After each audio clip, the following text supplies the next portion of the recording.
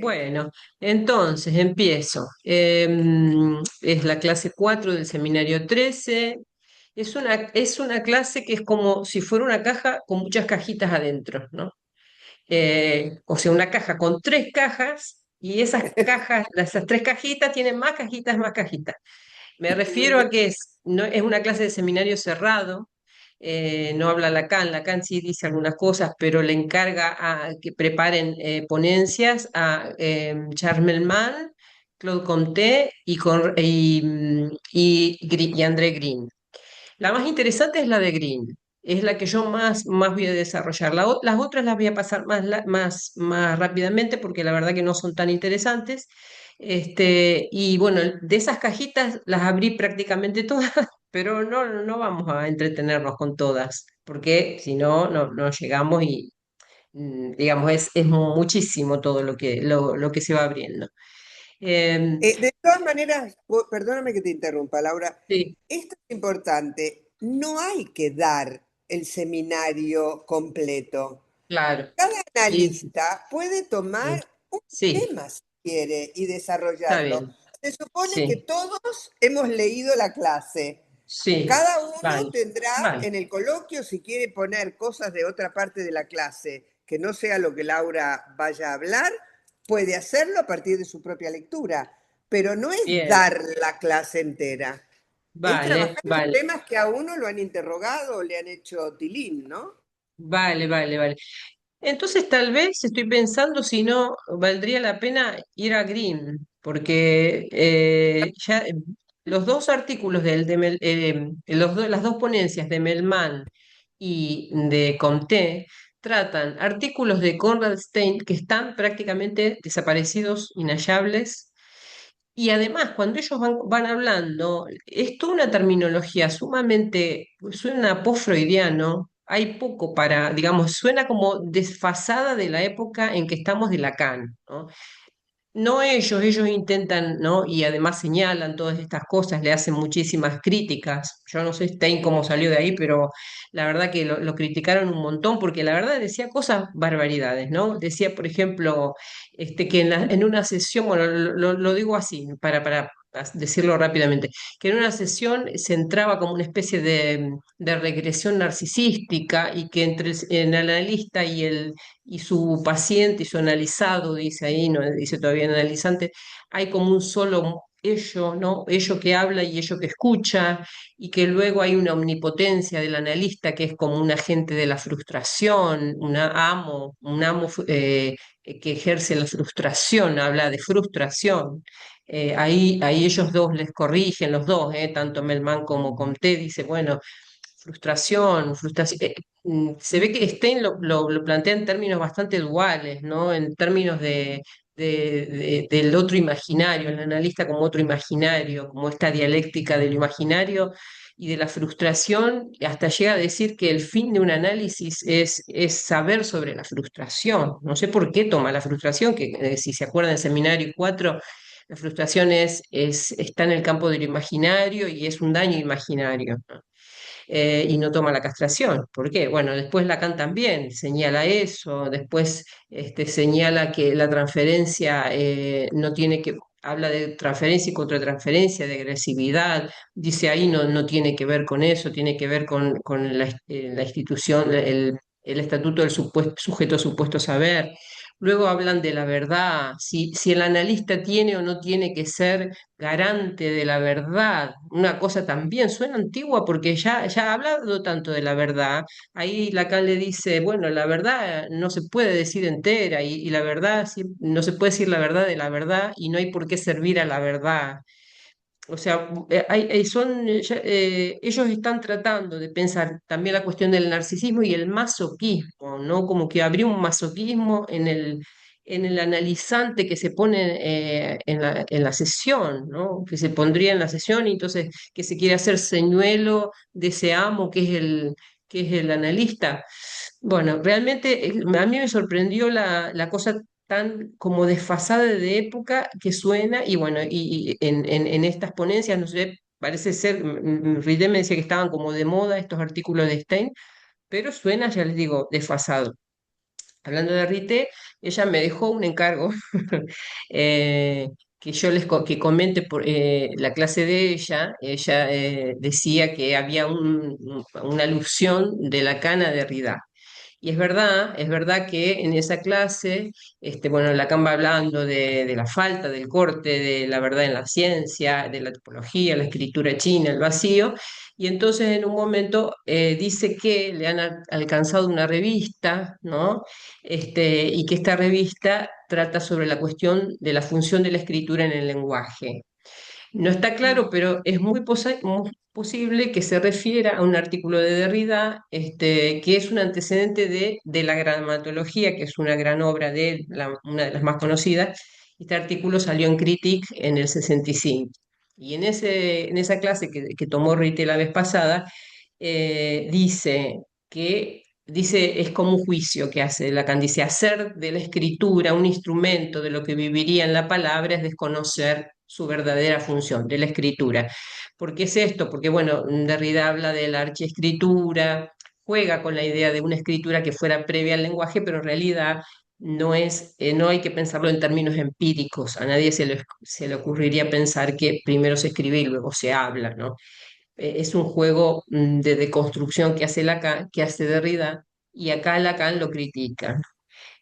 Porque es cierto que en esa época ya estaba instalado, digamos, en el medio toda esta idea, ¿no?, de este juego especulativo que hacía Derrida con respecto a la escritura. Bueno, entonces como esa clase que presentó Rite tiene mucho del tema de la escritura y de la escritura china, etcétera, ahí hay esa pequeña referencia. Entonces, bueno, pasamos directamente a Green, ya que más o menos dije lo básico de de estas otras dos ponencias. Entonces, él sí que hace algo más interesante, empieza tratando haciendo un homenaje, ya que se trata del objeto del psicoanálisis. El seminario se llama El Objeto.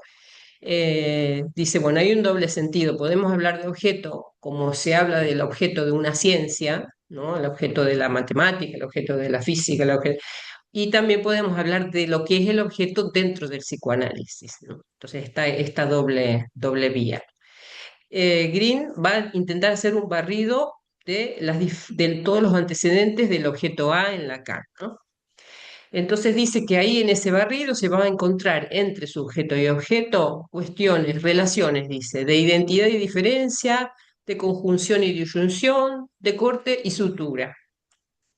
Bueno, entonces en el primer punto, a su vez, lo subdivide por 6 puntos más, ¿no? 6.1, que es el objeto de Jacques Lacan, ¿no? Dice recordatorio recursivo, recursivo porque va a tratar de pasar por las épocas, distintas épocas desde donde empieza, ¿no?, a pensar en el A, que no es todavía el objeto A, ¿no? Y va A, B, C, D, E, F, hasta F, bueno, distintos subtítulos, donde va a localizar algo de la cuestión del A, ¿no? Entonces el primero dice, el A, mediación del sujeto con el otro. Entonces, en ese primer punto, se va bien atrás, decíamos, ¿no? Y agarra el esquema lambda. No sé si comparto yo la pantalla a ver, si Cristian la puedes compartir, porque si La, comparto, sí, la puedes compartir tú. dame un segundo. Página uno, la primera página.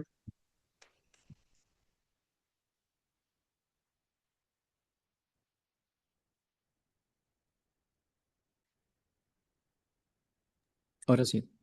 Laura, Sí. sigue, no esperes, por favor. Vale, vale, bueno, entonces, ahí, bueno, mientras él comparte pantalla. Entonces, el esquema lambda es este que aparece, ya les decía, tempranamente, y tiene el sujeto, la S de sujeto, el A' que es el semejante, arriba a la derecha, abajo a la derecha el A mayúscula, que es el gran otro, izquierda, abajo el A, que es el yo. Entonces, Eh, entre el A y el A' está lo imaginario, ¿no? y entre el sujeto y el otro está lo simbólico, la palabra verdadera, pero cortado por lo imaginario, ¿no? Entonces, hay vectores, las flechas tienen orientaciones, y esa orientación significa la determinación. Por ejemplo, entre el A y el sujeto, el A determina al sujeto, la flecha va del A al sujeto.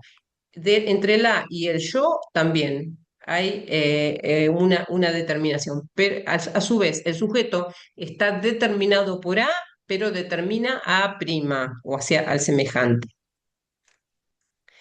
Entonces, lo que les decía, entre hay, entre gran otro y sujeto, la vi es la palabra verdadera, y en cambio entre a y a prima está la relación imaginaria, lo que hablábamos recién de la relación imaginaria, pero no solo esto, sino también el muro del lenguaje. Esto lo dice Lacan, creo que en el seminario 4 habla del muro del lenguaje. Sí, está todo el imaginario, pero está también el lenguaje en tanto falsa realidad, dice. O sea, ahí vemos y lo de muro del lenguaje vemos que ya ahí estaba pensando que el lenguaje no era lo plenamente simbólico. Lo plenamente simbólico para él en ese momento era la palabra verdadera que se daba entre sujeto y gran otro, ¿no? En cambio, el muro del lenguaje participaba de lo imaginario, ¿no? Y participaba de todas las confusiones especulares entre el yo y su semejante. Eh, Decía, por ejemplo, en este seminario 4 que pensando en el análisis, la relación de palabra virtual de un sujeto que recibe del otro su propio mensaje bajo la palabra, en la forma de una palabra del inconsciente. Esto era lo que le daba valor en ese momento a un análisis, recibir su propio mensaje del otro, propio mensaje invertido. En esa época que era cuando Lacan ubicaba en el lugar del gran otro al analista, ¿no? Mientras todo lo otro, lo que iba en la otra dirección, hacía de cortocircuito, hacía de muro, y ahí, por ejemplo, Lacan critica a los freudianos y diciendo que ellos suprimían toda referencia a los polos simbólicos de la intersubjetividad y lo reducían a una pura, de una utópica rectificación imaginaria, ¿no? De la pareja imaginaria. Entonces, volviendo a esto que dice Green, el A, entonces aquí es mediación del sujeto con el otro, ¿no? Y en esas primeras épocas, primeros seminarios, crudamente, ¿no? Como mediación el A es un ersatz, es un sustituto del pene del que la madre está privada, y que va a ocupar un lugar en el intercambio, en el vínculo entre padre y madre. O sea que parte bien de esta cuestión más bien freudiana, ¿no?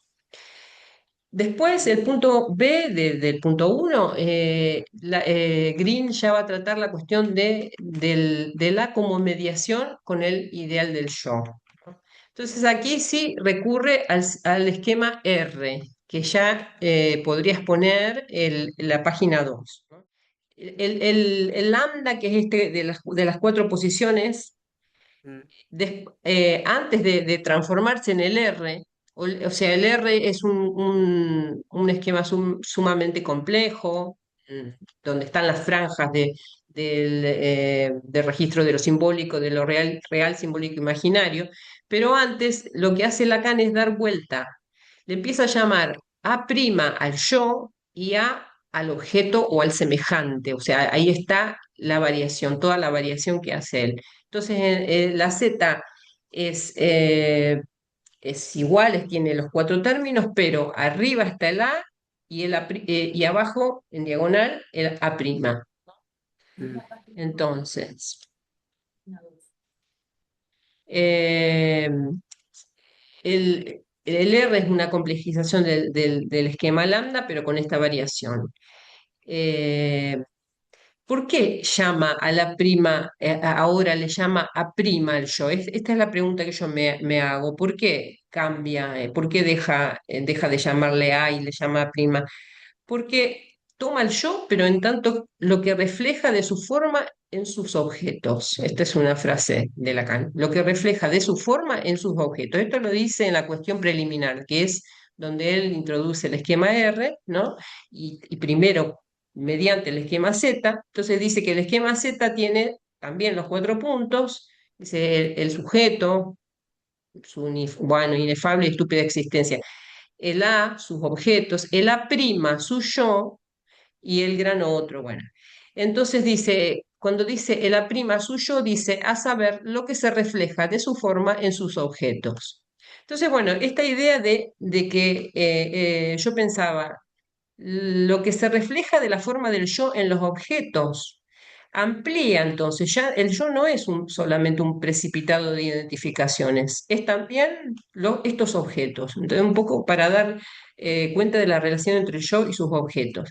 Se me ocurría un ejemplo muy, bueno, clásico, ¿no?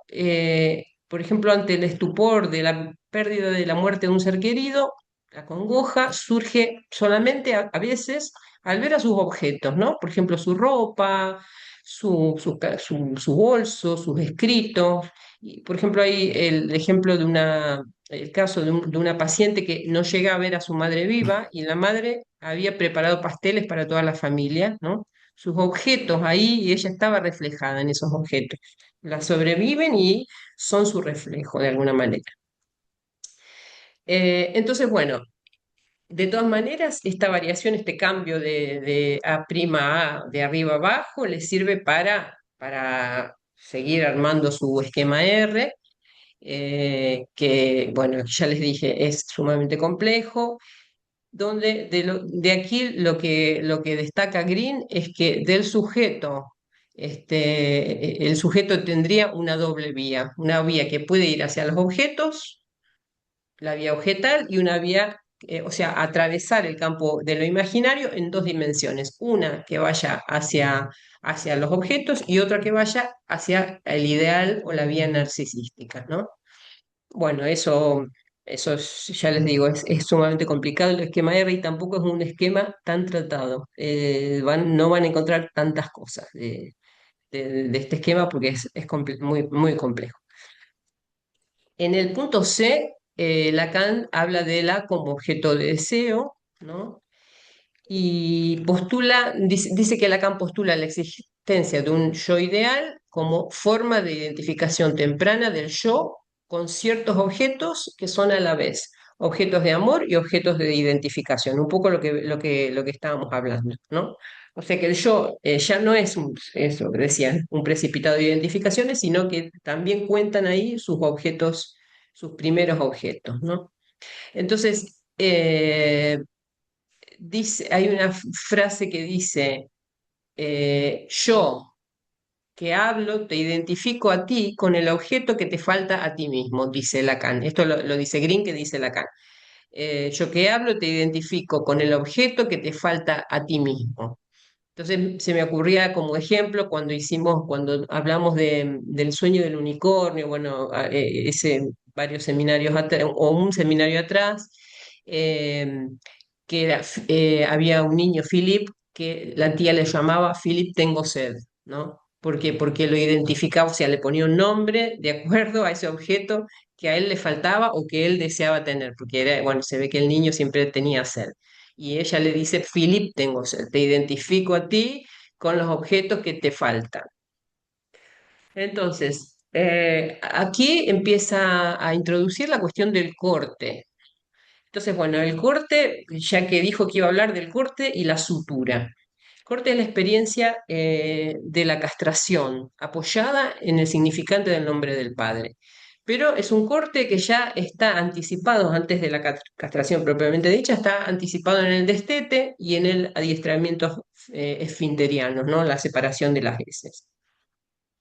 Entonces, podríamos decir que el corte respecto de estos objetos parciales en términos freudianos va a posibilitar que algo del objeto se eleve a la categoría del deseo, de objeto de deseo.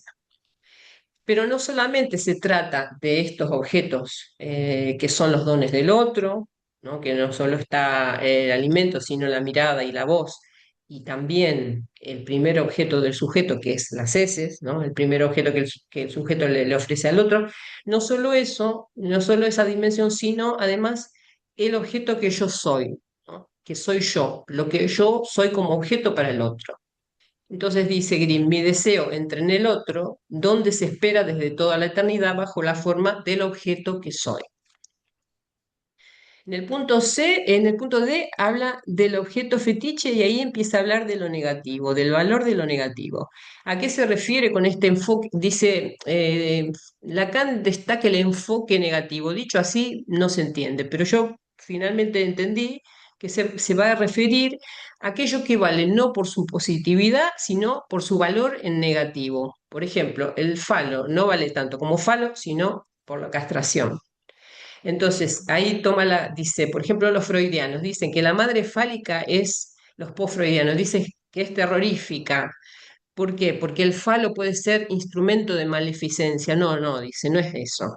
No es porque el falo puede ser instrumento de maleficencia, sino por la castración que evoca. Entonces, aquí hace el ejemplo de la cabeza de Medusa, ¿no? Dice, Freud mismo lo dice. eh, no es que den miedo, digamos, las serpientes. ¿Qué pasa con las serpientes que tiene la cabeza de Medusa?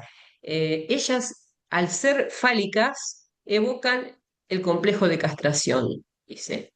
Porque en sí podríamos decir que esas serpientes harían lo contrario, mitigan el horror, ¿no? Porque sustituyen al pene, pero dice, aquí se corrobora una regla técnica, dice Freud. La multiplicación de los signos del pene significa castración, ¿no? Y esto, cuando dice esto, esta regla técnica, bueno, ya la denunció en Lo Siniestro, ¿no? Entonces, es o sea, es un menos, ¿no? Que está sobre la base, o sea, lo que es positivo se erige sobre la base de un negativo, ¿no? Entonces, eh, dice, sería así, ¿no? Ahí habla del objeto fetiche, ¿no? El fetiche es el velo del sexo castrado, de la falta en el campo del otro. Esto es el fetiche, es una positividad, digamos, es un objeto positivo, pero erigido sobre el fondo de una negatividad, de una falta, y esa falta es lo que le da sustento. Si no hubiera esa falta, ese fetiche no tendría cómo sostenerse. Hay dos puntos más en este primer apartado, que es el objeto A, el A, objeto de la falta, causa del deseo, y aquí habla de los agalmas, ¿no? Del seminario 6 y de cómo el objeto puede tener una estructura tanto metonímica como metafórica respecto de la falta en el gran otro. Y después hay un punto más, que es el F, que dice producto de un trabajo. Ahí él intenta relacionar, en esa parte relacionar, tratar de ver cómo se relaciona el objeto A con todo lo del orden de la representación, o del orden de la representación en la cadena, en la palabra, en la cadena hablada. Bueno, y esto lo pone así, después lo sigue desarrollando. Entonces, en el punto 2 habla de la sutura del significante, su representación y el objeto A. O sea, ya está queriendo relacionar todo lo que viene del objeto con la cuestión del significante y de la cadena, ¿no? Y de toda la cuestión de la representación. Entonces, es un punto muy interesante, pero a la vez, ahí digo que hay otra cajita que es está en diálogo con Miller. Es un artículo de Miller que él presentó en el seminario 12, en la clase 9, que se llama La sutura, elementos de la lógica del significante. Este artículo se consigue, hay un libro del año Lo 70. trabajamos, lo Sí, trabajamos sí. el año pasado. Ah, claro, claro, cierto, sí, sí, sí, exacto, que habla del cero y bueno, ahora voy a decir algunas cositas. Se consigue, hay un libro del año 73 que es Significante y Sutura en Psicoanálisis. Hay autores varios, no es solo esto de Miller, sino que también está Milner, Leclerc, bueno, hay uno de Lacan también, hay varias cosas. Entonces, este texto que es bastante denso, trata de la lógica de Frege articulada al Lacan de esos años, ¿no? De los mediados de 60, y no solo toma Frege, sino cuestiones de Leibniz, de Russell, de Dedekind, etcétera, lógicos matemáticos. Trata aquí la cuestión del cero, la sutura del significante y el estatuto del objeto A. Eh, entonces dijo que iba a hablar de identidad y diferencia y se plantea que que haya un régimen de verdad, podríamos decir la verdad clásica, la verdad de occidental, podríamos decir, para que haya ese régimen, cada cosa tiene que ser idéntica a sí misma, ¿no? O sea, una cosa es A, ¿no? Y el cero es el número asignado al concepto de no idéntico a sí mismo, ¿no? El cero es lo que no cumple esa función. No hay objeto que caiga debajo de ese concepto. Bueno, los conceptos son estructuras debajo de las cuales hay objetos. Eh, entonces, no hay, si uno dice no idéntico a uno mismo, no hay ningún objeto salvo el cero, ¿no? Pero el cero, ¿qué tiene? El cero es un objeto ambiguo, porque podríamos decir que el cero es la ausencia de objeto, es el blanco, es el agujero, pero a la vez es condición de dos cuestiones. Por un lado, del ordenamiento numérico en unidades, decenas, centenas. Pensemos que si queremos escribir 100, necesitamos dos ceros. Y si no los tuviéramos los ceros, o sea, hay toda una cuestión de cuándo surge el cero en la historia de la humanidad. Parece que había antecedentes, pero alrededor del siglo quinto después de Cristo en India, pero claro, resuelve algo, porque si no, uno no puede diferenciar escribir uno que escribir 100. O sea, por un lado, ahí tiene esta necesidad a nivel de ordenamiento numérico, como decía, en unidades, decenas, centenas, pero al mismo tiempo, el cero es lo que abre la serie, ¿no? Lo que permite ser al uno. Entonces, por un lado, representa la no identidad consigo mismo, pero al mismo tiempo es una unidad, ¿no? Es uno, el cero también es un uno. Esto es un poco paradójico, ¿no? Eh, no es legible contarlo como nada, ¿no? La lógica exige entonces contar este número cero como un primer objeto. Y ahí, bueno, les comento, saben, ¿no? El juego que hicimos en la revista de Umbral, que le pusimos cero al primer número, con lo cual ahora vamos por el 5 pero es el 6, ¿no? Entonces ahí contamos el cero como uno, como unidad, digamos. Eh, entonces, Perdón, y esto sí, también me ha hecho pensar en la aparición del cero, porque era, ¿no? Algo así como uno, dos, tres, muchos. claro, O sea, y claro, hay sociedades primitivas donde todavía se cuenta así, ¿no? Que se sí, cuenta hasta el 3, ¿no? Que es interesante por la terceridad, y luego es sí. mucho. Y O sea, después no hay muchos, cero, no hay vaya, 10, 100, ¿no? sí, claro. Y que es que no está desarrollado el sistema numérico, ¿no? Claro. Por eso Claro. esto que tú dices, el cero aparece en el siglo tal, Ah, ¿no? sí, sí, sí, Habla sí. de eso, de cómo se contaba antes. Sí, antes, claro, exacto, exacto, Claro, exacto. O decían que ponían imágenes en el lugar de cero, o sea, se iban claro, de lo numérico y ponían imágenes, ¿no?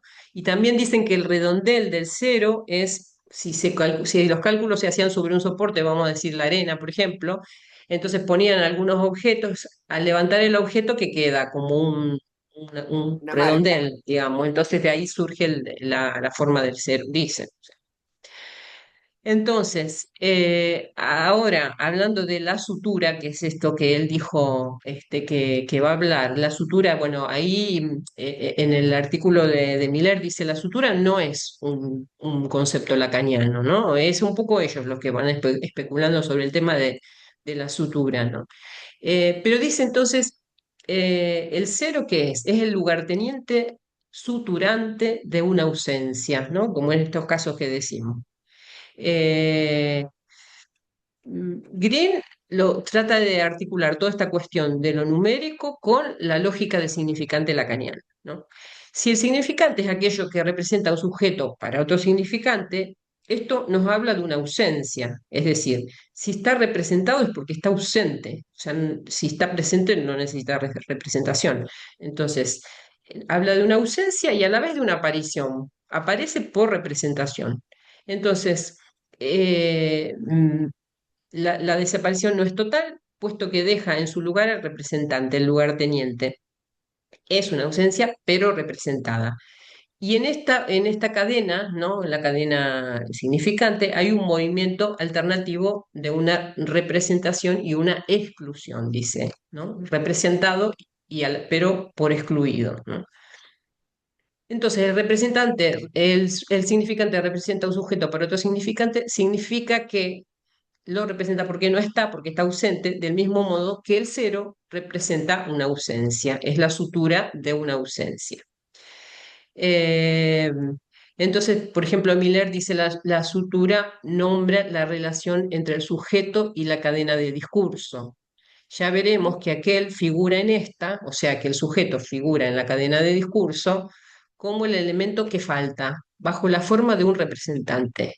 Pues al faltar no está pura y simplemente ausente, ¿no? Está presente por representación.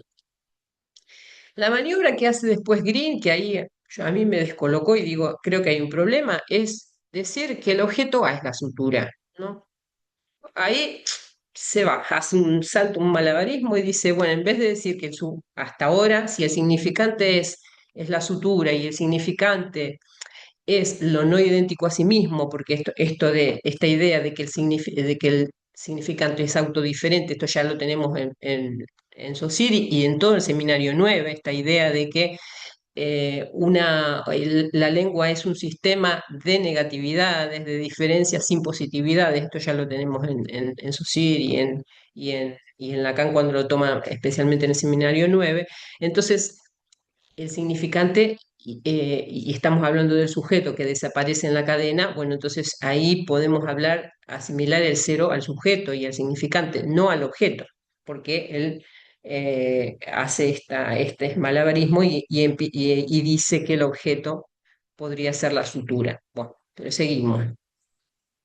Entonces, al mismo tiempo, bueno, ya sabemos que cuando Lacan empieza a decir hay del uno, esto es mucho después, en el seminario 20, ahí se refiere a toda esa línea, la línea del S1 y de la letra y del objeto. O sea que si habría que adjudicar el cero y el uno entre sujeto y objeto, diríamos el sujeto es el cero y el objeto es el uno, podríamos decir. ¿Por qué? Porque ahí en el uno no es cualquier objeto, no vale por su negatividad, vale por su valor positivo, no es intercambiable, etc. Entonces, bueno, en el punto 3 habla de la relación del objeto con el idea. Idea para mí, y paréntesis A, para mí es un tema complejo, porque a veces parece que es el ideal del yo. Yo lo tomo como, lo he encontrado así, lo busqué mucho, ¿no? Como la imagen real con la que se identifica el yo. Idea. Imagen real, pero que no podemos captar sino por el I' de la, que es la imagen virtual que de la imagen real se produce en el espejo plano, ¿no? No hay forma de captarla, sino porque esa es recogida, o sea, es una imagen, acuérdense, las imágenes reales eran las que se producían en el experimento del ramillete invertido sobre nada, sobre el aire, digamos, pero esto recién se puede captar cuando uno le pone un espejo y lo ve. Entonces, esto es el esquema del ramillete invertido, ¿no? Aquí entonces, en este punto, va a hablar de lo no especularizable. Este también es un tema que me tocó a mí presentar hace también un tiempo en Umbral, y lo no especularizable del objeto, ¿no? Que no tiene todo este antecedente de algo que sería el falo en reserva, ¿no? que no pasa, esto que lo dice en el seminario 10, no todo el investimento libidinal pasa por la imagen especular, hay un resto, ese resto primero es el falo imaginario, ¿no? Pero luego es el objeto A. Y también está esta otra idea de lo especularizable y lo no especularizable, que es lo que obtiene, especularizable sería lo que obtiene en el espejo una imagen que no se puede superponer, por ejemplo, la mano. En cambio, lo no especularizable es lo que no produce esta inversión. Esto también me tocó hablar en algún momento, ¿no?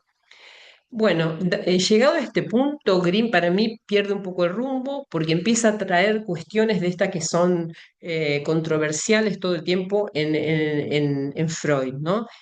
Trae, por ejemplo, el tema del Vorstellung Repräsentant, que que se tradujo como representante representativo y que Lacan dice no, representante de la representación. Simplemente, ¿qué quiere decir? Que que está el Trier Repräsentant, que es el representante de la pulsión, que tiene dos elementos. La representación es más fácil si en vez de decir representante representativo diríamos representante ideativo, diríamos que es la parte de idea de este primer representante de la pulsión. Y la otra parte es el afecto. Entonces, Freud siempre dijo que lo que se reprimía de este compuesto de afecto y representación es la representación, que el afecto no se reprime, el afecto se transforma, se modifica, se desplaza, pero no se reprime la parte, digamos, ideativa o representativa. Entonces aquí Green está queriendo decir que en el último Freud, y que es verdad, porque yo estuve mirando también y es verdad, hay una parte donde él dice que sí, que la parte afectiva también se reprime. Y es verdad, por ejemplo, bueno, en el fetichismo, ¿no? Hay más, ¿no? En la decisión del yo, por ejemplo, proceso de defensa en la decisión del yo. Entonces, pero en el fetichismo donde más claro está, que él dice que ahí se separa en los mecanismos, ¿no? Entonces, la representación, el destino de la representación va a ser la desmentida, la Verleugnung, ¿no? Y en cambio, el destino del afecto va a ser la represión. O sea que ahí él cambia un poco este especie de dogma, ¿no? De axioma que era solo se reprime la parte ideativa o representativa y sí dice que se puede reprimir la parte afectiva. Entonces, esto lo toma, no sé por qué, él de Green va por acá, porque quiere llegar a decir que los afectos son significantes. Él quiere llegar a que uno puede decir el afecto es significante. En lugar de decir lo que me parece más claro, que el afecto es lo real, bueno, en esa época todavía lo real no tenía el peso o no se entendía tanto como el goce, lo que decimos hoy, pero él quiere hacerlo entrar en categoría de significante y llega a decir que son significantes secundarios, porque dice, no puede entrar en ninguna combinatoria. Claro, no es un elemento negativo como el signo, como el significante, como dijimos recién, que entra, que solo vale por su diferencia y está en relación a otro porque no es lo que el otro es, ¿no? Los afectos tienen una consistencia y tienen una positividad. No podemos decir que puede, digamos, que se maneja como el significante. Y además de un ejemplo malo para mí que dice, bueno, porque Freud habla de angustia señal, pero bueno, señal no es lo mismo que significante. Señal para mí es signo, ¿no? Y un signo y un significante son cosas diferentes. El signo es, como les decía, positivo. eh, Pensemos, por ejemplo, en una señal de tráfico, cuando uno pone stop, o sea, no tiene relación con el contexto, vale por sí misma, es positiva, y en cambio significante, sí, solo es de acuerdo a la posición que ocupa en la cadena, ¿no? Si no, no tiene consistencia, ¿no? Bueno, tomo un punto más, espera a ver. toma un punto más, el punto 4, que es identidad y no identidad consigo mismo, pulsión de muerte, y ahí se mete con un tema más, que es, bueno, antes de eso quería decir que acá parece que rectifica un poco aquello que dije antes, que el 0 y el 1, ¿no? El 0, que quería insinuar que el 0 era, que el 1... Que el objeto era lo suturante y por eso le adjudicaba el valor 0, y dice esta frase: lo que permite funcionar como 0 es del orden del sujeto, pero lo que va a ascender y ocupar el lugar del 1 es aquí el objeto A. Ahí estamos más bien de acuerdo. Entonces, a ver, esperen que quiero ver cuánto me queda. Ya termino. Ya termino.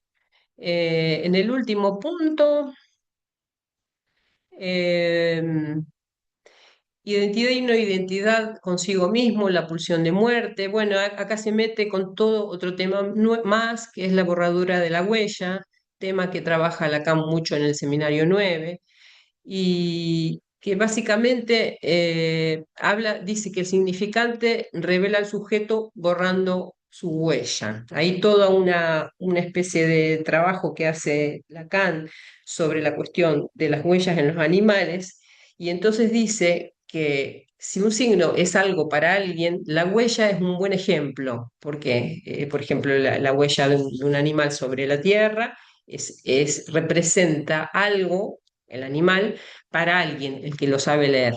En cambio, el significante es lo que representa un sujeto para otro significante, es totalmente diferente. O sea, ahí no hay positividad. Eh, pero entonces Lacan insiste en esto de que la huella es, el sujeto emerge no por la huella, sino por la borradura de la huella. Eh, mm,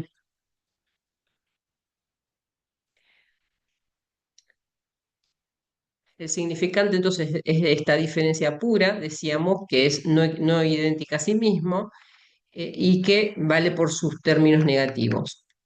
Después de esto, Green intenta establecer relaciones entre psicoanálisis y la antropología de Lévi-Strauss. Entonces dice de la máscara, dice que vale por su positividad y por su negatividad, su valor positivo y negativo. Y entonces toma el ejemplo de una máscara que si uno la articula de una manera es una cosa y de otra la otra, porque dice que las máscaras al mismo tiempo que disimulan, dan acceso al otro mundo, o sea que hay una parte de negatividad y otra parte de positividad.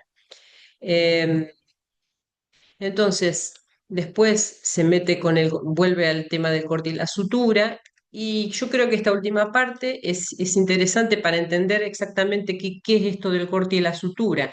Es hacer jugar, y ahí entra la relación entre de corte y sutura con valor negativo o valor positivo. Es un menos que luego está tomado con un más. Entonces dice, por algo en negativo que es tomado por algo en positivo. Es, por ejemplo, la castración relevada por lo fálico.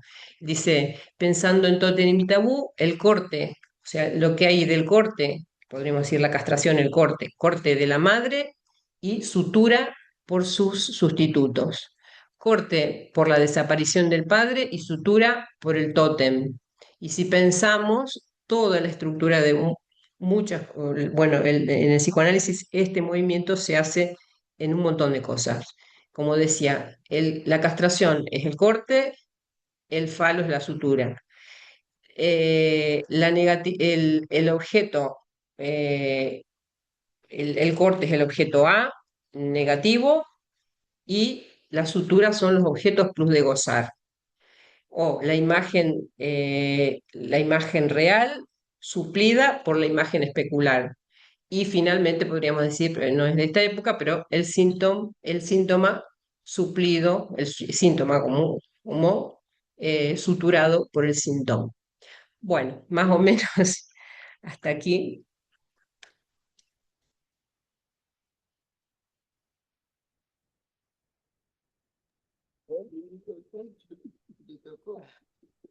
Alicia dice por lo bajini, menudo tocho te ha tocado. Ya lo creo. Gracias, Encima Laura. lo tuve que decir. No, no, pero está muy bien porque incluso pudiste hacer tu crítica, ¿no? Tu lectura crítica sobre Sí, los puntos que sí, cuestionaba. sí, Vale, sí, sí. abrimos tiempo de coloquio, incluso para los que estáis por ahí. Ahí ya hay una mano. Ana. Ana, hoy, no, por favor. Ana Tensa. Acá. Sí, sí. Ahora, ahora, Debería. de acuerdo. Muy bien. Muchísimas gracias, Laura, por este inmenso trabajo. Gracias. Me ha quedado una duda que igual es que no lo he comprendido bien.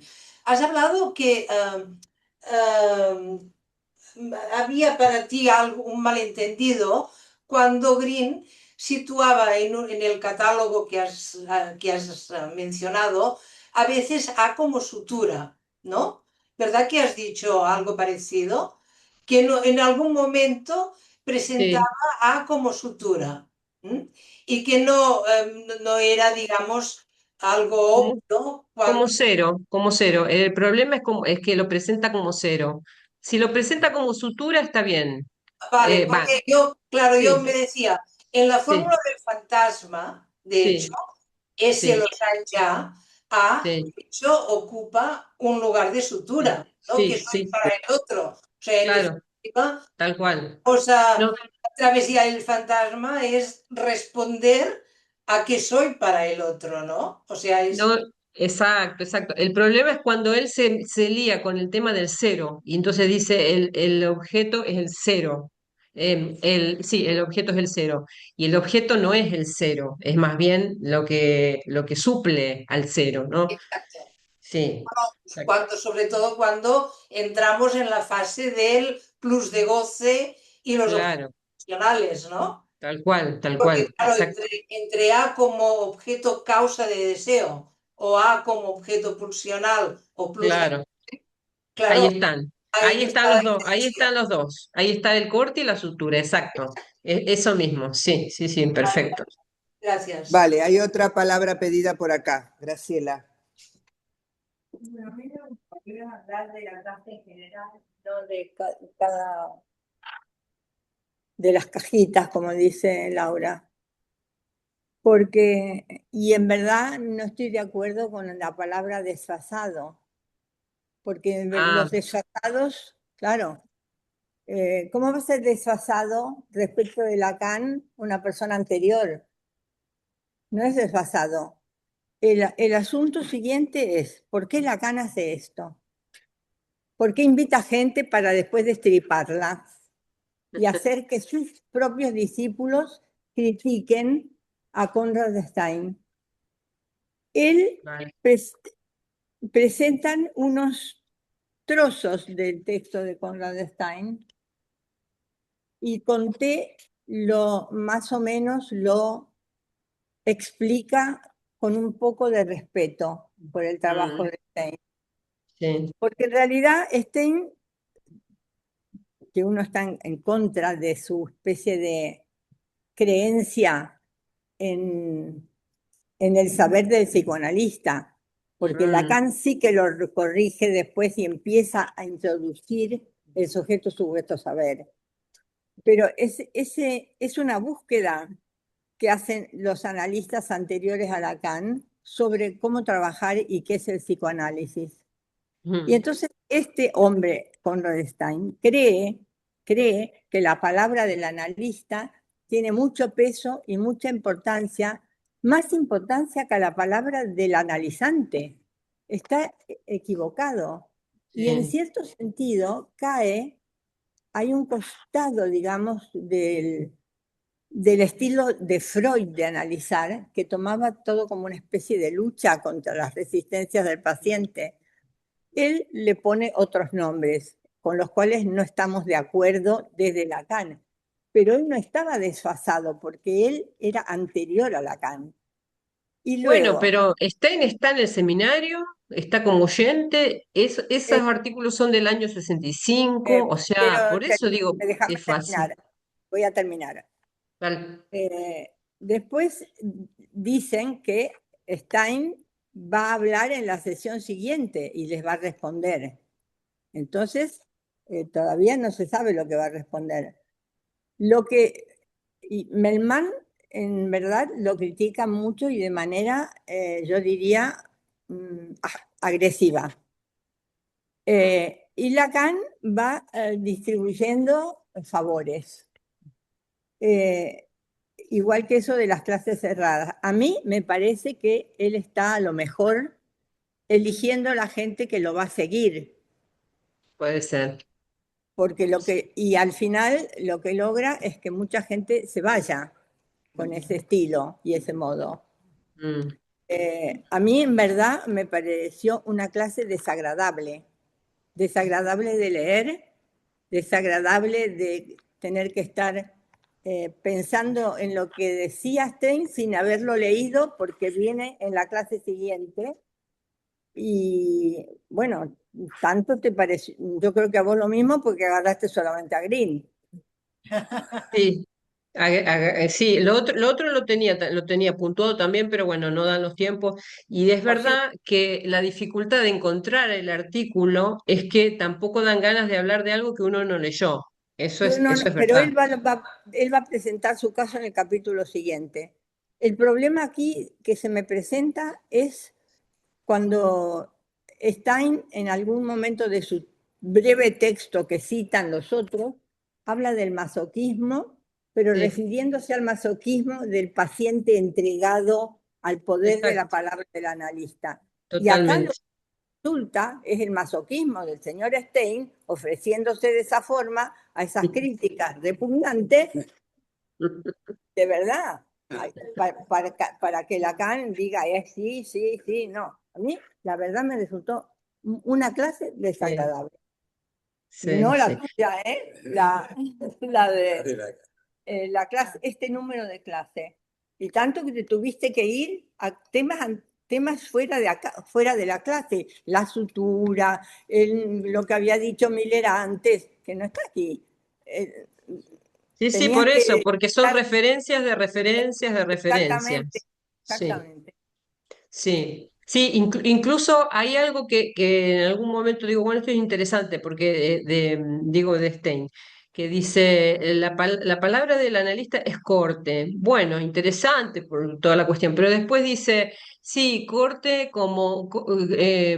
de la misma manera que el principio de realidad corta al principio del placer, y no, o sea, corte en el narcisismo, bueno, o sea, sigue pensando con su Stein mismo está muy estilo. pegado a Freud y a Sí, su sí, narcisismo. sí, sí, sí, sí, total, total, sí, sí. ¿No? Bueno, Bueno, muchas gracias a las dos personas que participaron en el coloquio. Vamos muy rápido hoy. Y muchísimas gracias, Laura, por este Gracias. esfuerzo de sintetizar este final. Vale. Me parece importante, ¿no? Lo que señala Graciela también, porque va a marcar un estilo de transmisión dentro del lacanismo, Sí, donde se desprecia muchas veces el, al el invitado. sí, no al invitado, a la diferencia, ¿no? Estas historias que pasan luego entre quién es de mi grupo y quién es del grupo del otro, y esta cuestión de que en muchísimos grupos o escuelas o instituciones solo se lea a los propios y no se lea, fíjense, ¿no? Es paradigmático que no consigamos el texto de Stein. ¿No? Bueno, es un lío terrible Sí, pedir algún artículo al International Journal. sí. Es- Sí, tienen un aparato de protocolo absoluto. Siguen pasando estas cosas de sí, desprecio y de ponerle la trabanqueta al otro colega, ¿no? Como ponérselo total. difícil. Mm. ¿No? Bueno, en fin, sí, pasan todavía. Encore. Vale, sí. El próximo día van a estar Gisela Abolio en la parte teórica y Marcelo Edwards en el caso clínico, y va a estar también Alejandro que hoy lo hemos echado mucho a faltar. Ale, no sé si te llegará nuestra onda. Te agradecemos mucho, Cristian, que hayas apagado los fuegos como has podido. Muchas gracias. Bien.